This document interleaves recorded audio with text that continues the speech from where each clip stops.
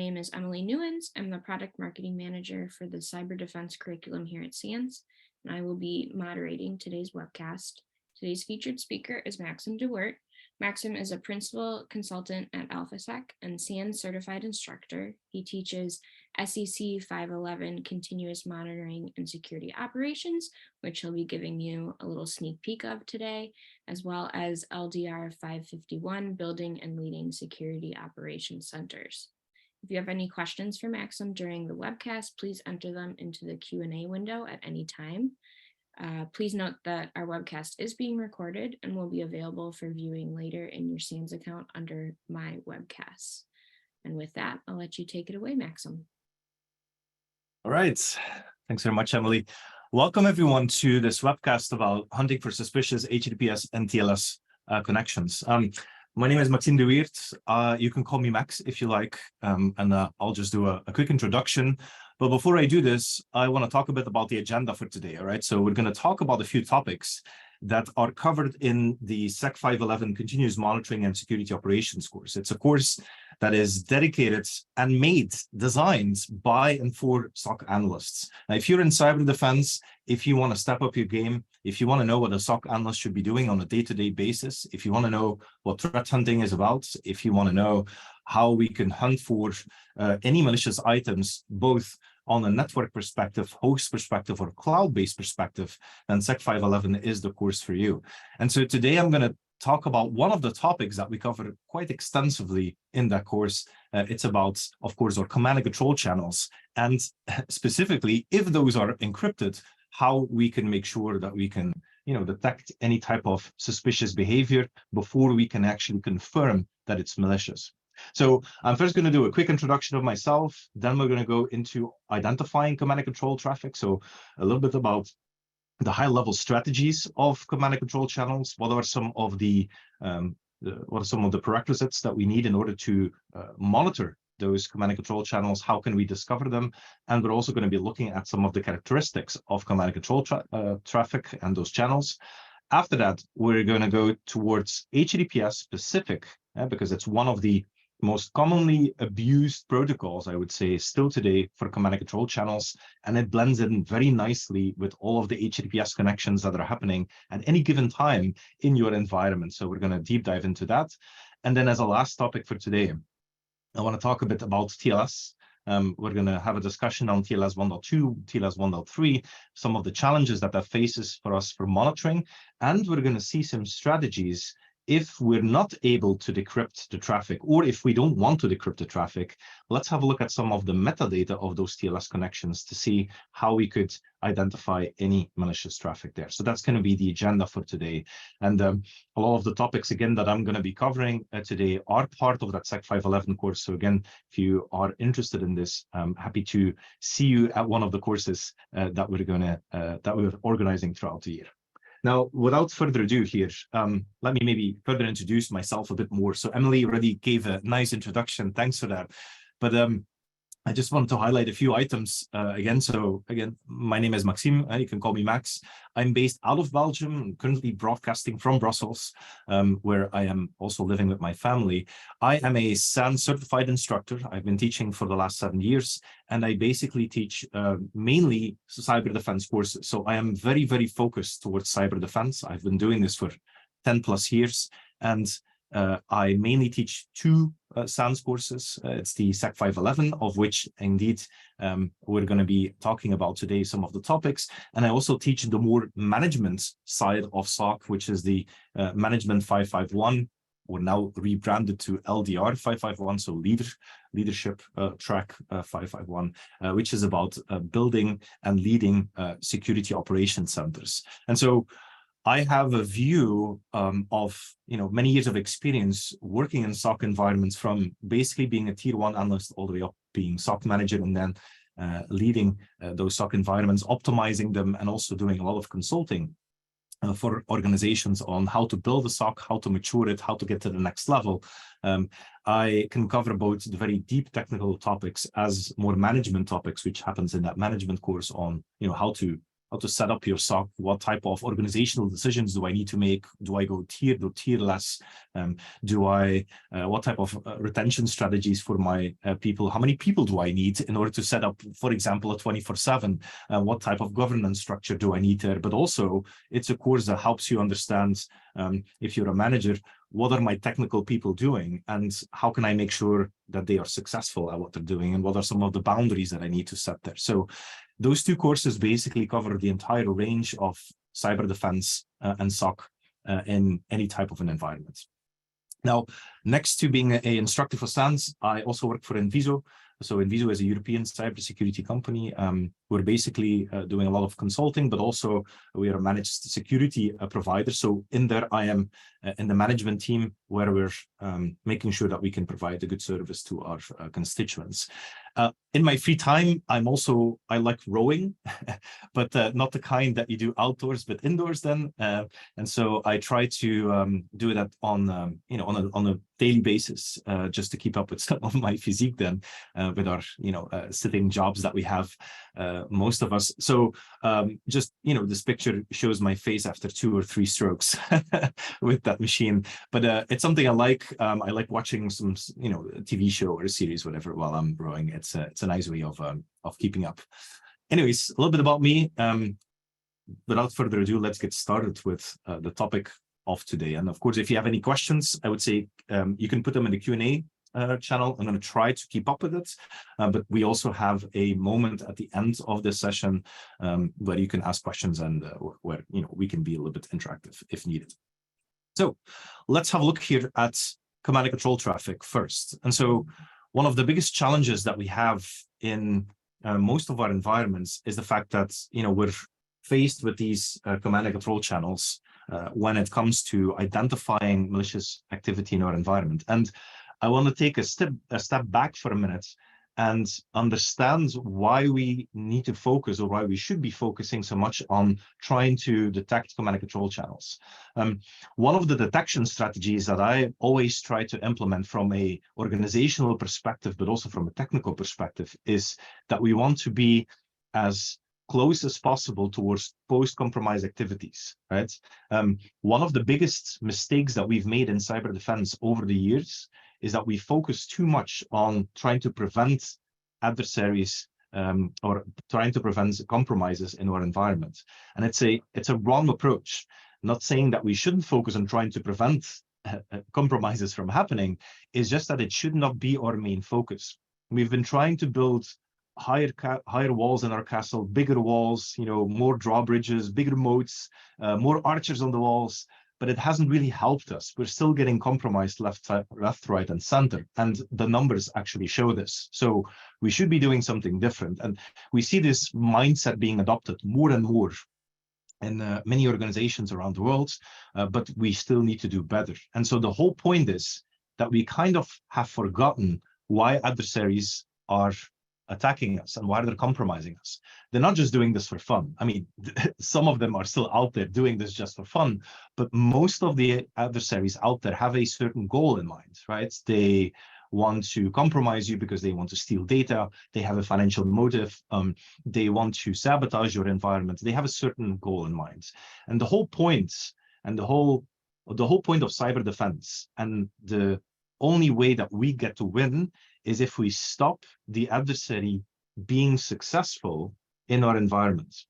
Our mission is not to stop every single exploit from happening and every single compromise, because it's impossible. There's always going to be something, whether it's zero-day attacks, or a system that wasn't in our patch management system or vulnerability management that we've forgotten about, or it's a third party compromising us, or it's a supply chain attack, whatever. There's always going to be this new thing that is very hard to defend against, and which we won't have any defenses for yet, or not mature enough yet. So the point is, we can't stop the compromise. However, what we can do is focus on that post-compromise activity. Because think about it, no matter how an adversary has compromised you, it's always the same steps after that compromise that an adversary will have to follow. Probably one of the first things that they do is setting up that command and control channel, because they want to have information about the system that they've just been able to compromise. And then, of course, they want to establish some type of a channel through which they can then manipulate what the system is doing, get more data, pivot to another system, and so on. It's one of those almost first things that happens after that compromise, which is what we should be focusing on. Because if we want to stop our adversaries being successful, that means that we need to detect them as soon as possible after that compromise, right? And so command and control is one of those first things. I've always had I've had already for a couple of years a statement that I think it's bold, but it's intentionally bold, and I very much believe in it, is that we should focus on making sure that the adversaries are not successful. And the statement I typically use there is that you can compromise me as many times as you like. However, the point is that if you do anything else after the compromise, we will detect you, will kick you out. And this should be our motto as well. We should make sure that we can detect adversarial post-compromise activity as soon as possible and then kick them out. And the second part is, of course, very important as well. If there's no response to it, then you might as well have not detected it to begin with. But so coming back to our command and control channels, again, it's one of the first items that happen when there is a compromise happening. So this means we're going to have to be focusing on this from our detection perspective. Now, there's a whole, in the SEC 511, we cover this quite extensively to talk about what type of log sources do you need in order to have visibility on those command and control channels. However, for today, we're not going to be focusing on the part of what type of log sources do we need. We want to focus a bit on what are some of the characteristics of those command and control channels, and then go into some of the items, the protocols that can help us to detect those command and control channels itself. One thing that we should always keep in mind when it comes to command and control channels is that they are typically persistent. Yeah. Now, persistent doesn't necessarily mean that they are always on 24/7, sending content towards the command and control channel. It means that there is some type of a pattern there. Typically, most modern malware out there, modern adversaries, they will use certain patterns in their command and control channels. It's not going to be every 90 seconds a ping back to the command and control server. There's going to be a pattern there which is based on some type of an algorithm that's hard-coded into the malware, which could be, I'm going to send out a ping now, I'm going to sleep for 2 hours, and then I'm going to do something else, and then I'm going to wait a day, and then I maybe do something else after this. It all depends that the flex, or let's say the time and the algorithm itself that malware is using all depends, of course, also on the adversarial activities and the plan that an adversary has in your environment. If they want to quickly get towards their goal, they might use something that will ping out, will have a lot more consistent persistency, while if the adversary has plenty of time and they want to keep it as stealthy as possible, they might use something that's a lot more stealthier and will only ping every now and then. Now, in order to fully understand that command and control traffic, we're going to have to see at the outbound connections, right? I mean, command and control traffic by definition is always outbound traffic. And if you're looking at the collection strategies for network related sources, outbound traffic is always a big win. I'm a big fan of any type of proxy logs because the proxy logs typically always contain something, all right? For me, and I've done a lot of incident response work as well, in a SOC environment, having proxy logs as opposed to having firewall logs, for example, are on opposite ends of a scale for usefulness for me. Not saying that firewall logs are not useful at all. The thing is, with a firewall log, it's just very hard to get any type of detections from this. We can build some early warnings on maybe something's up, but it's not extremely useful because we're missing some content. In proxy logs, on the other hand, it does give me some extra layer 7 capabilities as well. That allow me to build a lot more detections, and we'll go into this. The whole point is that it's outbound traffic, right? It is focusing on the connection from the infected machine towards the command and control server.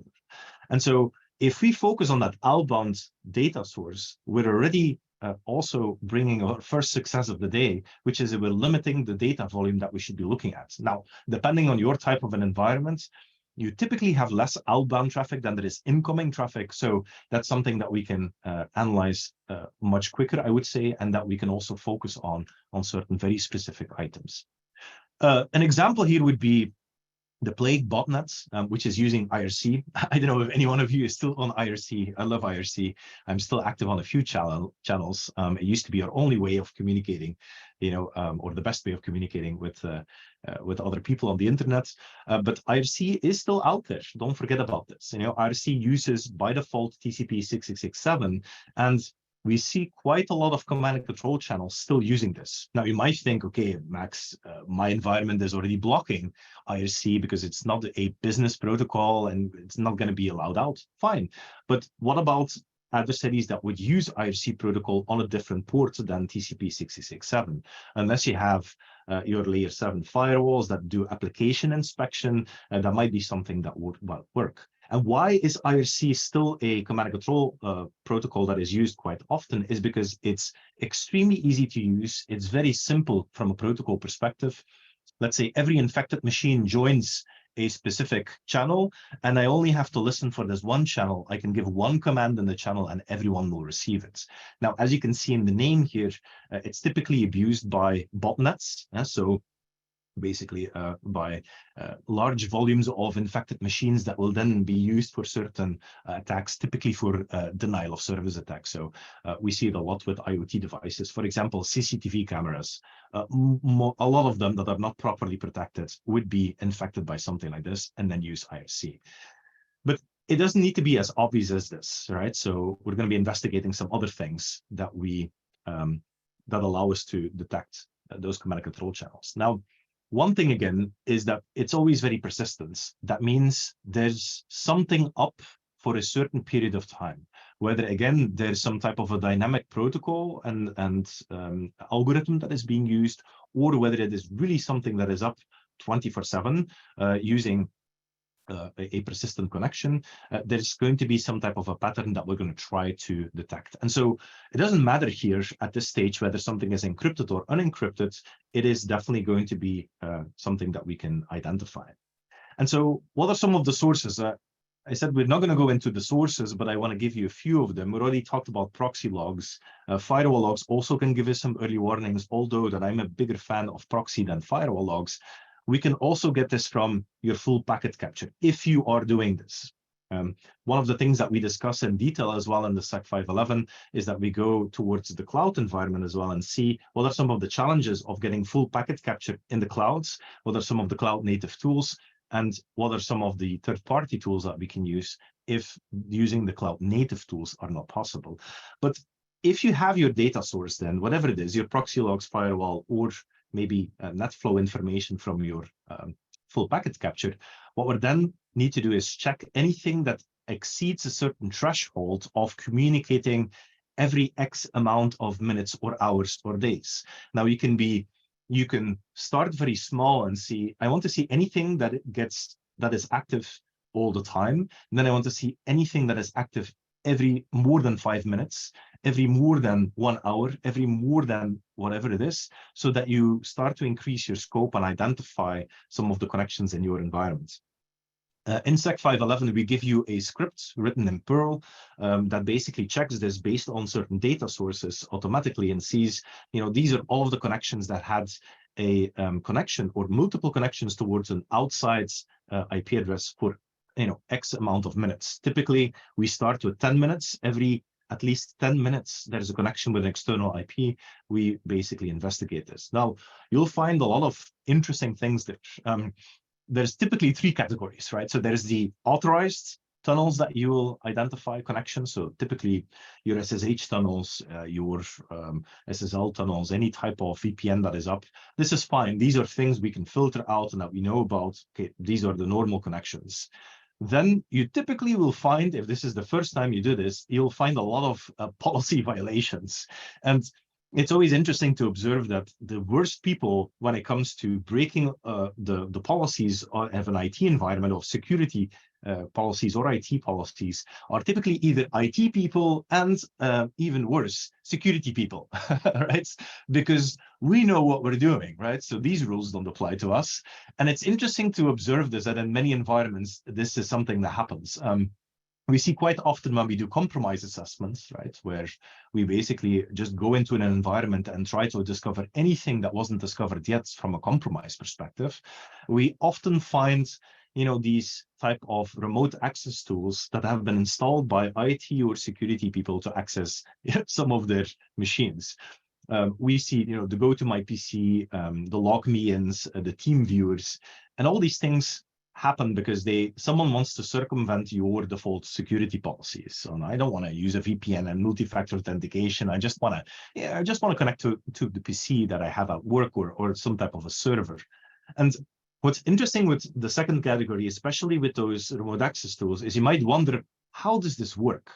And what I mean with this is, we block this from a external perspective at the firewall. You can't just connect in. That's why we have a VPN. So why does this still work? Well, without going too much into the details here, one of the things that allows this to work is because this actually initiates an outbound connection towards, let's take TeamViewer, a TeamViewer server. And if you then go home and you connect to TeamViewer there, given all the the ID and the passcode, it will connect also with an outbound connection to the TeamViewer server. The next time your whatever device you want to access somewhere else clocks in and say, hey, is there a new connection here? Through that outbound connection, there will be a reverse connection established. So this is why, if you're not filtering this out from an outbound perspective, we're typically an HTTPS connection here, and we have visibility on that HTTPS connection, it would be allowed in. And it's not just your own IT people or security people that would abuse this. Adversaries do this too. They do it a lot. We have seen this a lot in incident response too. They just use simple remote access tools that do not really trigger any type of malicious alerts, because it's a known tool. It's a tool that could be allowed, could be a policy violation, but your alerts or your tools, security tools, don't always know this.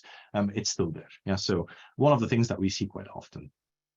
And the third thing, then, hopefully you don't see those too often, are those unauthorized others, and those would be specifically the connections that were made by adversaries. So that's something that we want to detect here, right?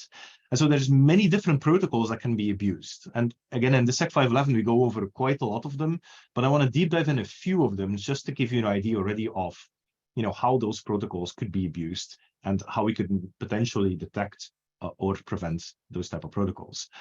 As a side note here, social media is one of those things that I have a strong opinion on, that we should be blocking as much as possible in our own corporate environments. There's going to be exceptions for HR, marketing, and so on. That's fine. But by definition, people shouldn't be able to just browse social media. There's tons of examples out there of adversaries that have been very creative with setting up command and control channels using social media.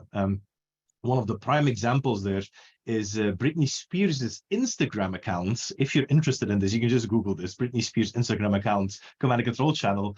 You'll find that some threat actor has leveraged this as a command and control channel just by typing in some comments on pictures on the page of Britney Spears' Instagram account. Very creative and not easy to detect from our perspective, because the only thing we see is, hey, we have a super fan of Britney Spears here.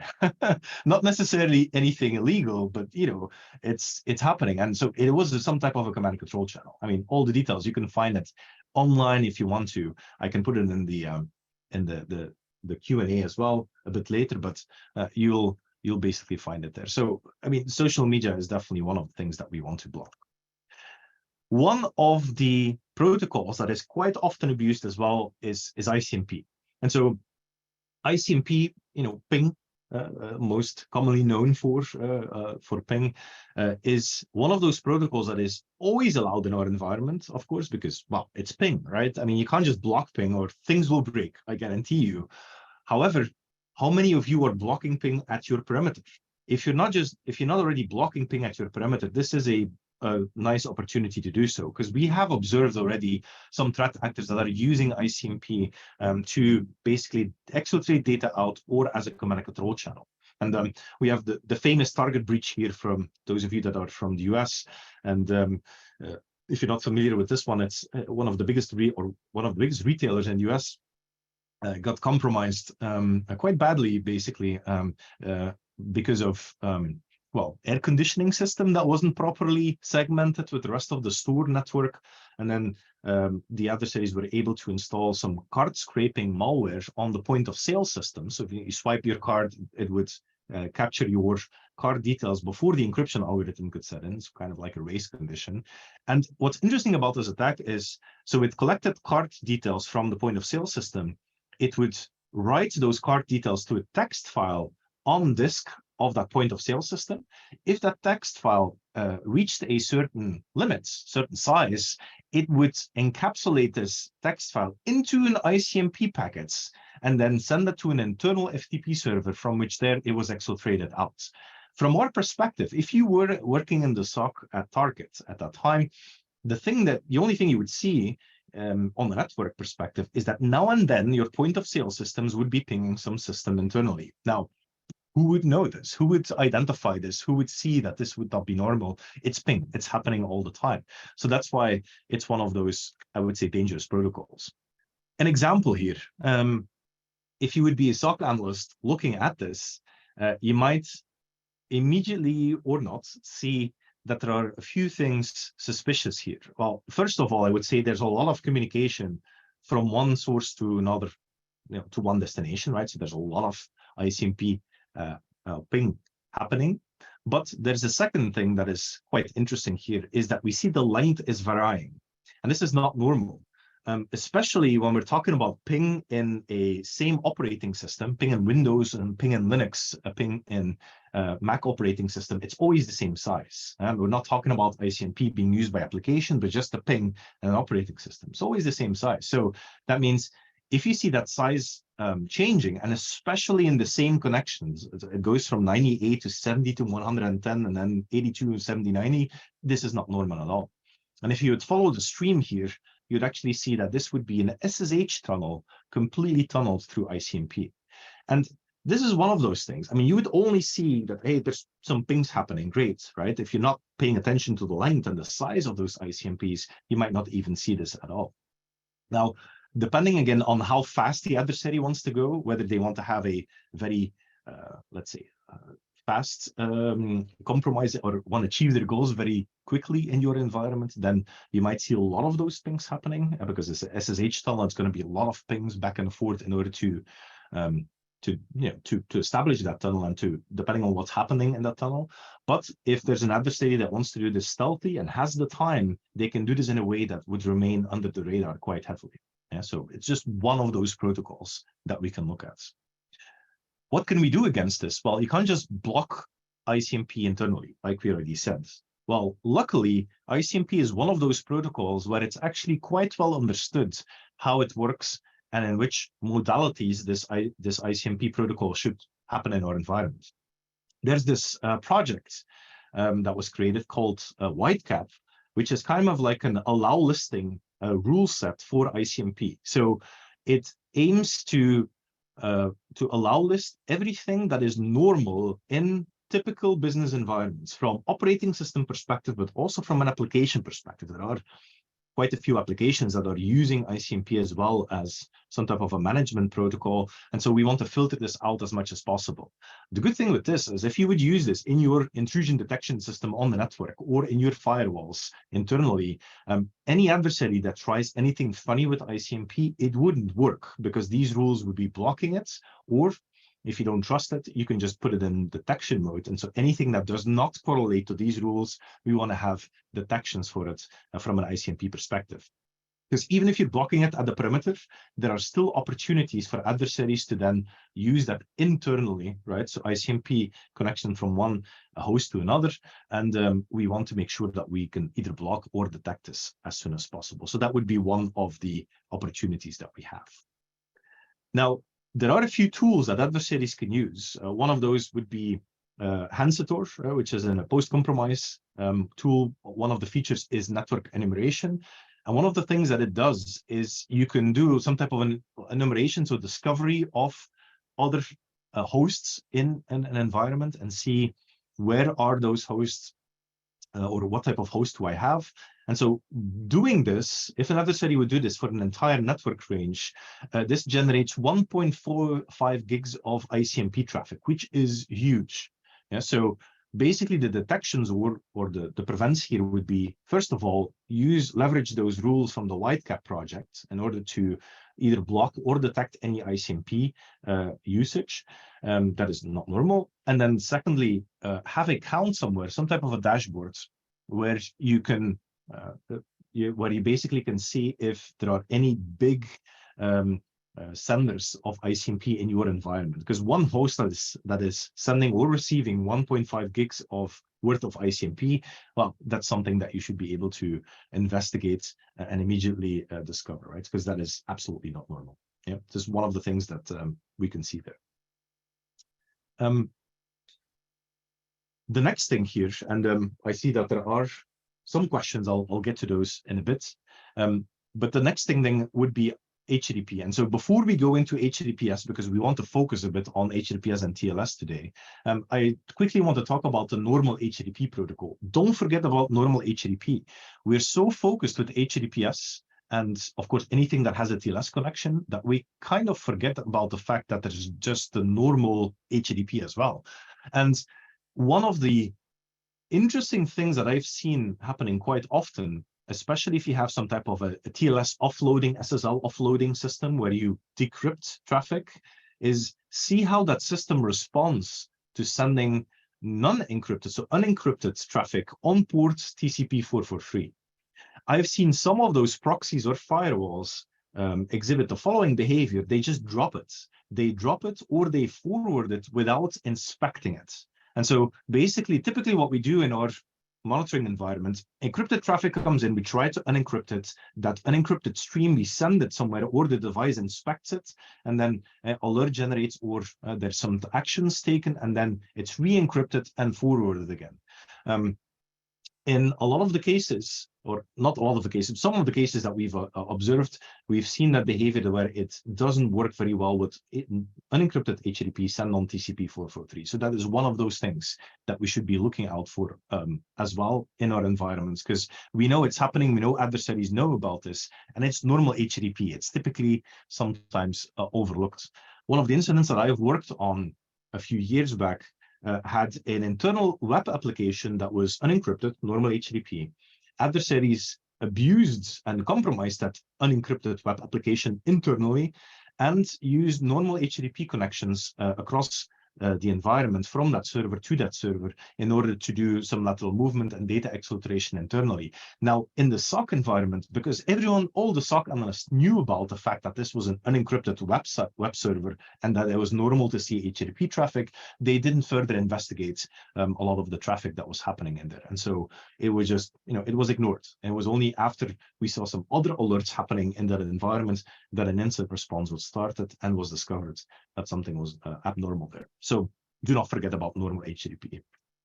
Typically, you would see in that normal HTTP perspective, a lot of the requests happening are, of course, posts. So we're sending data towards a server in order to exfiltrate data or submit something, part of a connection. However, do not forget about the GET requests as well.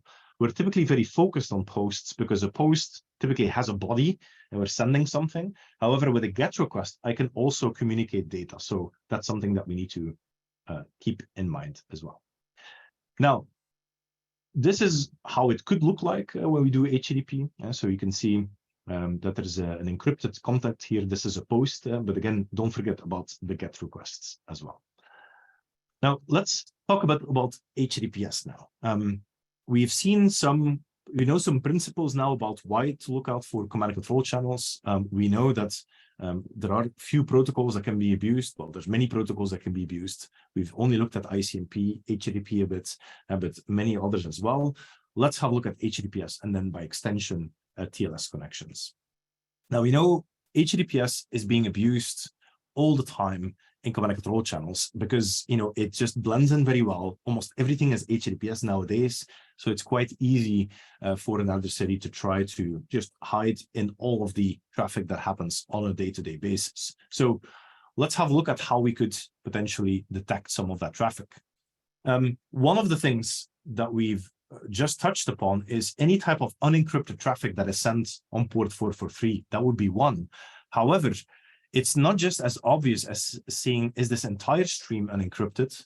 What we typically also see is that there are certain contents that is unencrypted and then gets encrypted during the connection. What I mean with this is basically the following. I'm gonna go out of the presentation for a minute because I want to show you something. So just a sec. Here I have a PCAP open where basically you can see that Wireshark tells me that this is a TLS connection, right? So what's interesting about this is that even though Wireshark says it's a TLS connection, we can see it sends traffic based on certain ports. If we would follow the stream here, we would see that this is basically not a TLS connection, but something else. And so does anyone know what we're looking at here? Anyone see what we're looking at here? Because this is not a normal TLS connection. What we're basically seeing here is a executable transfer. And what's interesting, how do we know this? Well, there's a few elements here. I will not go into too much details here, but we see the MZ there, which is short for Mark Zbikowski, creator of the file system type executable. We can see this program cannot be run in DOS modes, which also gives us an indication that this is a executable. And there are some other elements here, for example, portable executable and so on and so on. So this is basically an executable being transferred, has nothing to do at this stage with TLS. Now, what's interesting about that is, if I go back here, Wireshark says this is TLS completely. Now, why does it think this is a completely TLS connection? Well, basically because a little bit later in this connection, I'm just going to look at the handshake type for a minute. We see that there is a client hello, TLS client hello. This is the initiation, the first packet that is being sent whenever there is a TLS connection that is being set up. So the interesting thing here is that this happens at packet 186, which is something that is actually not normal, and that we'll go into deep dive a bit into now when we discover this. So going back here to the slide deck, we talked a bit, or we looked a bit at how what I just showed you, if I can get my cursor right, yes, I just showed you how a TLS connection, even though Wireshark says it's a TLS connection, could also hide something else. That's what I meant with unencrypted traffic sent on TCP 443, reserved port for HTTPS. There's still information there that can be sent by an adversary unencrypted. And typically they do this because malware is being sent in multiple stages. Yeah. So there's typically a stage 1 or a stage 2 type of malware that is being sent there. So that's something that we want to be looking out for as much as possible. And that client hello packet is one of the most important elements in those connections. And so what you need to understand is that the TLS connection always follows the same principle. You can't just start to talk encryption to each other. I can't just talk encryption with you. It doesn't make any sense. You will not understand me. We'll first have to agree on certain things. There is first the courtesy of saying hello. There's the client hello, the server hello, certificate exchange. We talk about which keys we're going to use. Then the client says, yep, I'm ready to discuss this with you. Server says, I'm ready to discuss this with you. And then we can send encrypted data. You always have to do this. And so one of the elements of a normal HTTPS connection is always that the client hello is the fourth packet, always. A fourth packet relative to the beginning of your TCP handshake. So there's a TCP handshake, so SYN, SYN-ACK, ACK, and then there's the client hello immediately, right? So there's nothing stopping, there's nothing waiting there. Why should we wait? We immediately initiate this because we want to talk TLS with each other.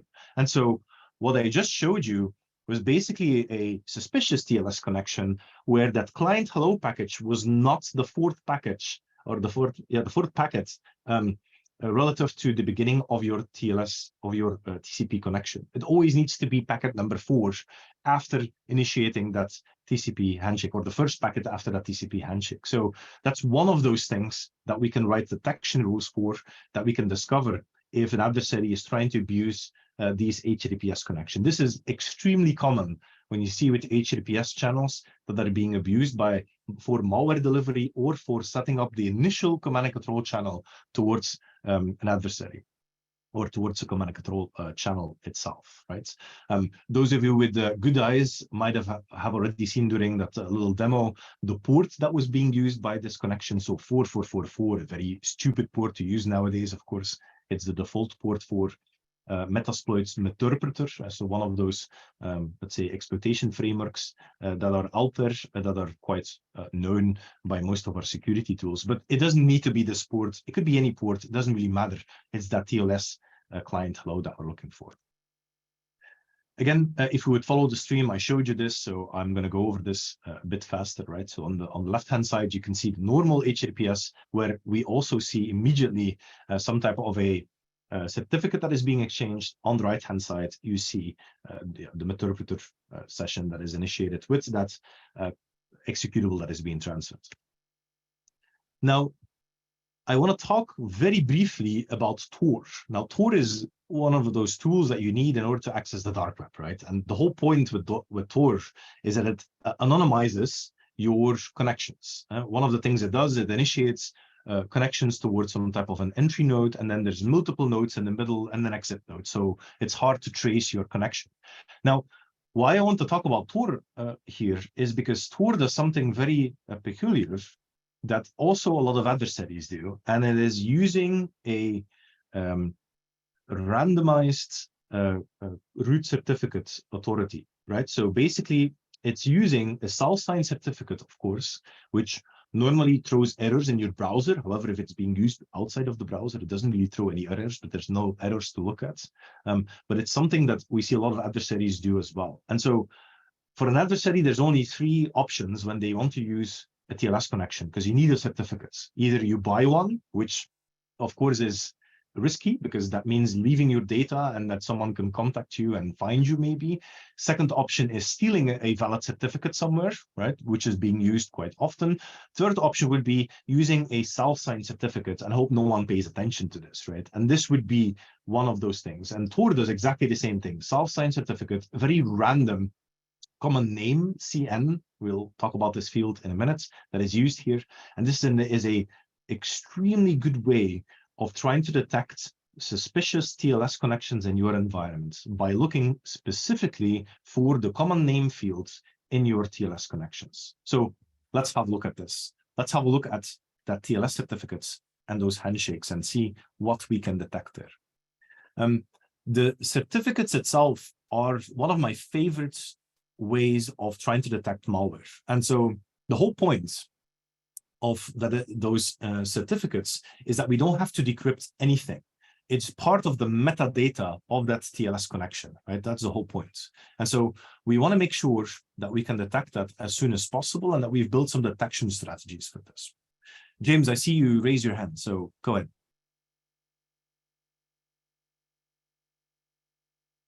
If you have a question or if it was by accident.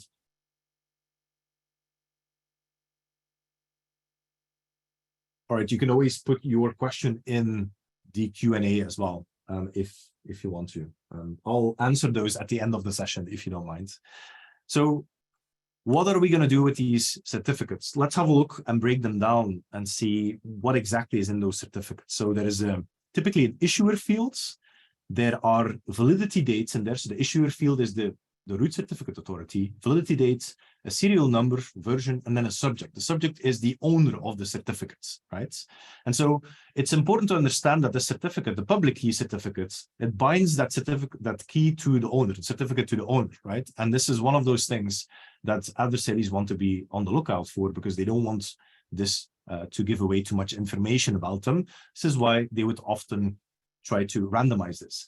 And so looking at 2 certificates here, without trying to read much of this, One of the detection methodologies for trying to detect malicious or suspicious TLS connections would be looking at just the length of the certificate, just the length.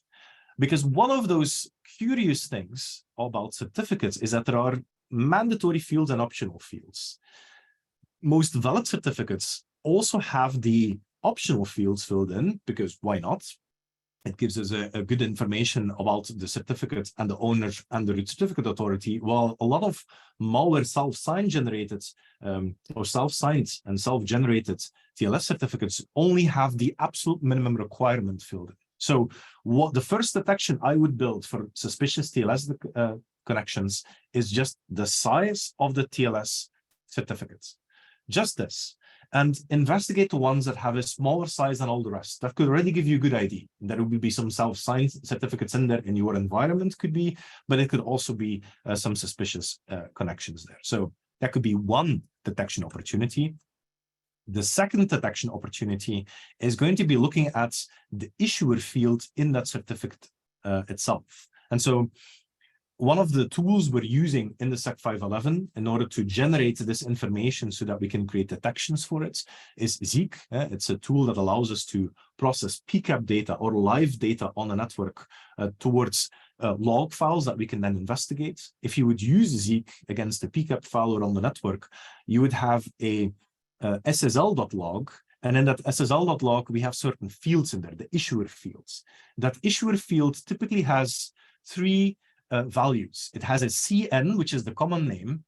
It has an O, organization, and then a C, country. And so if we investigate this a bit, you would see here, these are the most commonly issuers that you would have for normal valid certificates. So we see Google in here, GoDaddy, we see what is it, Global Sign here, VeriSign, and so on. But you can see all of them have a CN, they have an O as an organization, and a C, country. Right? Most of them have this filled in. If we now look at some of the malware samples that we've run and looked at the common name of those malware samples, you can see that there's two detections here. First of all, there's only one field here. Only the CN is filled in, so the common name. There's no organization, there's no country. The second detect is that it's a very random common name. Right. And so how do we detect randomness? That's another topic that we discuss in the SEC 511, but there are some strategies that we can employ in order to see if a certain field has a high entropy level, a high randomness level, and then we can detect or try to detect those self-signed certificates, or at least certificates that look suspicious. So again, we've already seen three detection opportunities for TLS certificates. The length, looking at if there are three fields in the issuer, so the common name, organization, and country. And then the third one is looking whether that common name that is filled in, if it's random or not. Already gives you very good information about that connection itself. And mind you, we're not even decrypting anything, right? It's just looking at the metadata of this specific connection.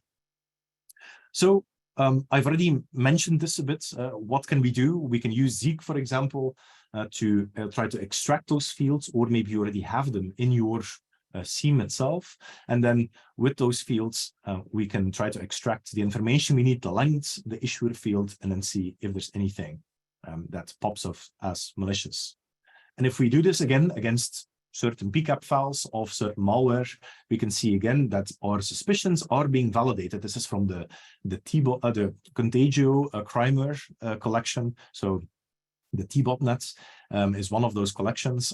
These are all various samples of the same malware family, and you can see they all have the same things in common. They only have one field in the issuer field, and all of the common names are completely random, right? So a very good detection opportunity for us. But what if we want to move further than this? Again, only by looking at the TLS connections itself, there's another opportunity for us here, and it's TLS fingerprinting. And this is one of the things that I like a lot about TLS, and that from a detection strategy perspective. The security team at Salesforce, they found out that if you combine certain fields in that TLS connection on the certificate perspective, you can actually create a unique fingerprint of the client connection, so who's initiating that TLS connection, and the unique fingerprint of the server where that connection is being sent towards. A combination of those two makes it easy for us to see whether this is already a known malware connection or not. Now, mind you, again, this is without decrypting anything, just by using the metadata that is part of this. The way that this works is, again, looking at the client hello, the packets that we just looked at, and the first packet that is being sent from the TLS connection, and the server hello, which then basically is the first response back from the server, which already has some information in there as well. And so based on those parameters, again, we can create certain fingerprints. Again, just wanted to show you a bit what's in there. Left, you see the client hello. Right, you see the server hello. Some of the details in here can be used to generate a certain fingerprint, and that fingerprint is kind of like a hash that is being used for us to create detection rules for. And so the hashes are called JA3. That's the main hash, which is the client hash. All right. So this again tries to identify a unique application in your environment initiating TLS connections. An example here would be, let's say on your own machine, you would use an SSH client in order to connect to certain servers. Every single connection you initiate to whatever server you have from that specific client will always have the same JA3 hash, which means I can now track the usage of this specific application across your environment, because we can see those hashes being created. And so for malware samples, malware that tries to initiate TLS connections toward command and control servers, we can now follow this, and we can see where those connections were initiated, no matter which server they connect with. And again, it's using certain parameters, for example, the version, the ciphers, and the extensions in the certificate itself in order to create that specific hash. We also have the server, the JA3S then, so the server hello. Now, why do we want this one? Well, let's assume that an adversary uses a legitimate tool in your environment to initiate that SSH connection. We still want to be able to see if that happens towards a server that's maybe already known to be malicious. If we have the server hello as well, then we can see, are there any suspicious TLS connections toward already known bad or malicious servers on the internet, because we have those hashes and they are being shared. The cool thing is this project has been up and running for a while, and basically we already have quite a big database available online of known bad JA3 and JA3S hashes that we can then use for detections and preventions in our environment.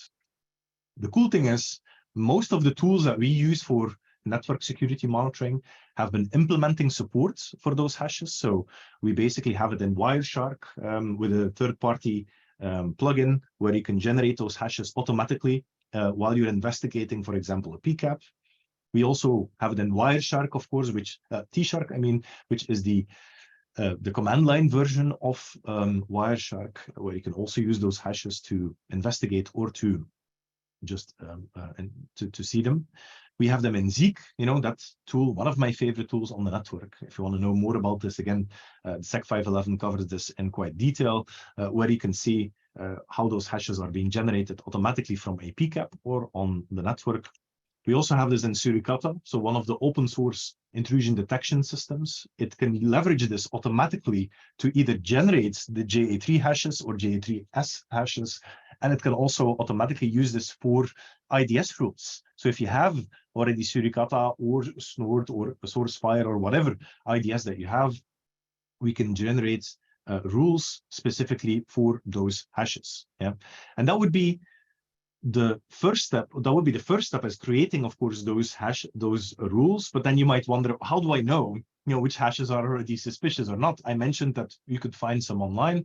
Well, one of those reputable sources is the SSL blacklists by abuse.ch, keeps a database of all known bad JA3 and JA3S hashes in our environment. So very, very interesting database to use that you can query and that you can create, for example, something like this, an IDS rule that automatically detects based on a lookup against the SSL blacklist in the environment or against some specific hashes that you want to have in your IDS rules. So another really interesting strategy for us to focus on in trying to detect any type of malicious or suspicious TLS connections.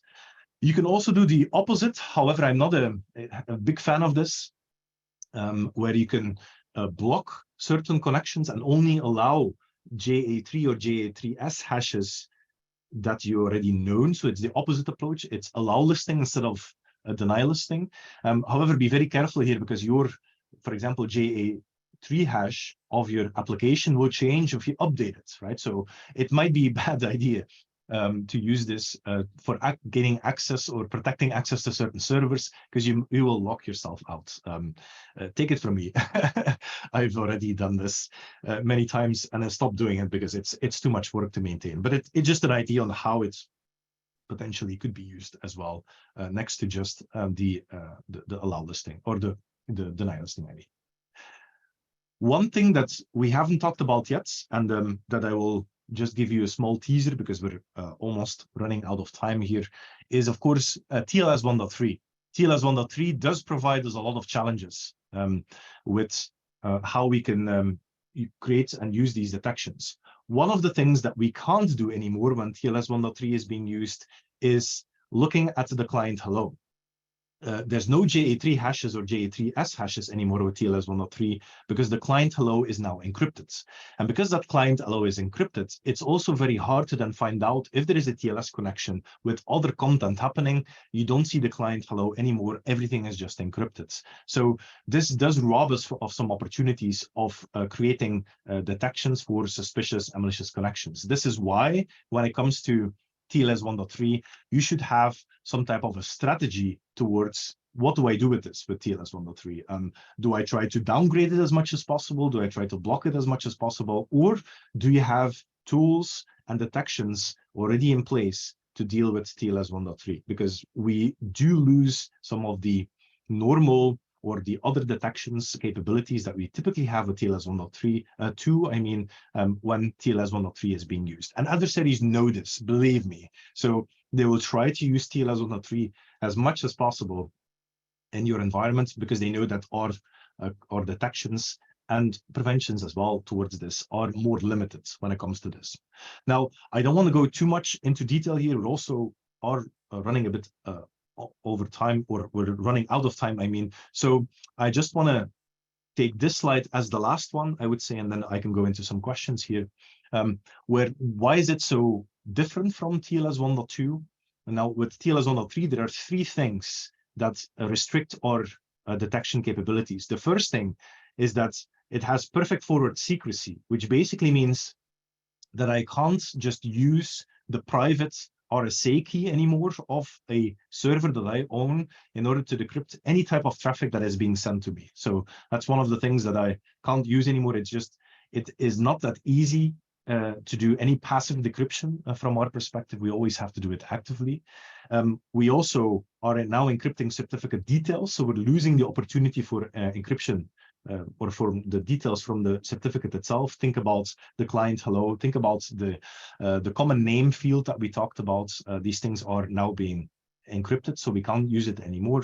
And then also that the client hello, as I just said, is also encrypted. We lose some visibility there. So again, if you want to know some more about this, I would say come and join us at the SEC 511 course, Continuous Monitoring and Security Operations. We'll go much more in detail on some of these topics, but I already wanted to give you some type of a sneak peek, a preview on what we cover in SEC 511 when it comes to our network security monitoring. Let me go to the last slide here for the Q&A and see if anyone has any questions. I see a few questions here. I'll just bring this up. I see Michael here has a question on assuming this aligns with the command and control step of the cyber kill chain. So yes, so what I talked about with, we need to make sure that we focus on stopping the adversary being successful. So post-compromise activities, indeed, that correlates to the MITRE attack, the cyber kill chain. And actually, I was just going to say MITRE attack is because the MITRE attack framework was basically created because of the fact that the cyber kill chain wasn't sufficient. If you look at the cyber kill chain, it's the last 3 steps of the cyber kill chain are the ones that we want to focus on. And those are just not enough for us in order to have a good view on what adversaries are doing post-compromise activities. And that's why MITRE actually created the MITRE attack framework to allow a lot more granularity in post-compromise activities and what that exactly means, right? So that's indeed when it was created. What else? I see here Maurizio is saying, web proxies remain an interesting security constant based on your experience. Are there any advice on technologies interesting to use, Squid, Fornish, or is it better a commercial product? Yeah. So the discussion between do I go open source or commercial, I mean, it depends a bit on your environment. In a way that does your environment allow open source products or not? And there are quite some good open source products out there from a proxy perspective. Indeed, Squid, you mentioned, is quite a good one. We also have the normal, I would say, just some normal proxies that we can use as reverse proxies as well. We typically, from a web application firewall, if you want to use this as that can be used as a proxy as well internally, those are also quite nice. But I would say most environments that we work with, they have a commercial product for a proxy. Why? Because it's typically also linked towards some type of a zero trust architecture model. It's providing some identity services. It's maybe connected towards Azure AD or other identity federated services to allow for authentication as well. So in most environments, you would go from some type of a commercial product that allow you to extend the features between just being a proxy itself. I hope that makes sense, Mauricio. And then Ben has a question here. Can threat actors use Let's Encrypt certificates instead of buying, stealing self-signed? Yeah, absolutely. So we see this happening quite often, those Let's Encrypt certificates. I would say that it's probably in a corporate environment, unless there is a very specific need for you to use Let's Encrypt certificates, and it can happen. I have customers that do this. Try to control them as much as possible if you have them. If there's no reason to use them and you have your own certificates, I would say try to avoid that as much as possible. Then it makes it even more obvious someone is doing something they shouldn't be doing if there is a Let's Encrypt certificate then in your environment. But again, it depends a bit on if you are a software development company, if your admins or IT people are doing a lot of or create a lot of programs themselves that allow or that need some type of self-signed certificate. So it depends a bit on the environment. And if it is a software development, QA environments, dev environments, whatever, we have other ways that we can protect this than having to worry about the Let's Encrypt certificates that they're using there, if that makes sense. All right, cool. I think that's the last of the questions. So thanks very much for joining me today. I hope you enjoyed the session. Tons more to discuss. Happy to connect with you. You find my details here with the QR codes on my LinkedIn page, or you can send me an email. Happy to also give you the slides if you want to. Just let me know, and I'll send you a copy. And yeah, hope to see you in one of the SEC 511 continuous monitoring and security operations sessions, where again we will deep dive into these topics and a bunch more. Hope that you have a great day, and hope to see you soon. All right, cheers. Thank you very much.